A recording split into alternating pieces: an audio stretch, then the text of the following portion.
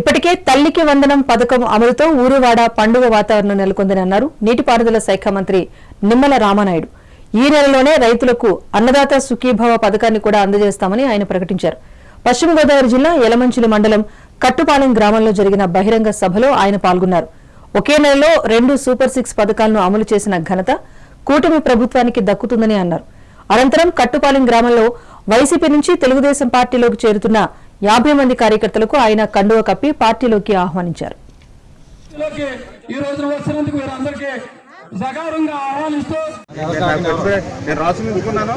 నేను అడుగుతున్నాను కూడా ఆఫీసులో కూడా ఎప్పుడు ఎవరు కట్టింది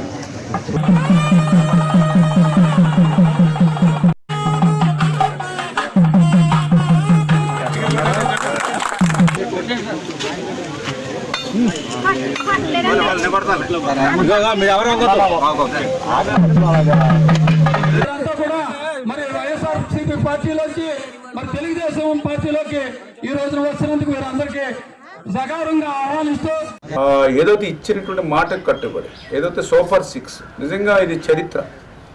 ఈ ఆర్థిక పరిస్థితి ఇంత ఇబ్బందికరంగా ఉన్నటువంటి స్థితిలో కూడా మరి ఈరోజు మనం చూస్తూ ఉన్నాం. ఈవేళ జూన్ నెల మాట ఇచ్చాం, విద్యా సంవత్సరానికి ముందే తల్లికి వందనం ప్రారంభిస్తామని. ఆ రకంగానే ఈరోజు దగ్గర 67 లక్షల మంది మరి ఈవేళ విద్యార్థులకి మరి ఈవేళ మనం ఆ యొక్క తల్లికి వందనం ఈరోజు వాళ్ళ అకౌంట్లో అమౌంట్ వేస్తున్నటువంటి పరిస్థితి. ఆ రోజు 42 లక్షల మందికి, అంటే గతంతో పోలిస్తే ఈరోజు దగ్గర 25 లక్షల మంది పైబడి విద్యార్థులకు ఈరోజు తల్లికి వందనం ఈవేళ అందుతున్నటువంటి పరిస్థితి.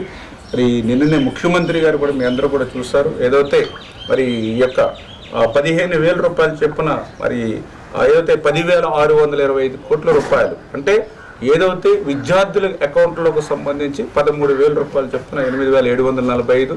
అదేవిధంగా ఆ యొక్క ఏదైతే ఆ స్కూలు నిమిత్తం ఆ మెయింటెనెన్స్ నిమిత్తం మరి ఏదైతే మిగిలినటువంటి బ్యాలెన్స్ అమౌంట్ ఇట్లా ఇచ్చినటువంటి మాట మరి ఈ యొక్క తల్లికి వందనమే కాదు, మళ్ళీ ఒక 15-20 రోజుల్లో అన్నదాత సుఖీభవ ఏదైతే రైతుకి పెట్టుబడి సాయంగా కూడా 20,000 రూపాయలు ఇస్తామని ఏదైతే మాట ఇచ్చామో అది కేంద్రంతో కలిపి మరి ఈ నెలలోనే అన్నదాత సుఖీభావ కూడా ప్రారంభిస్తూ ఉన్నాం.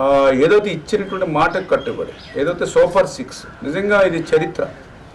ఈ ఆర్థిక పరిస్థితి ఇంత ఇబ్బందికరంగా ఉన్నటువంటి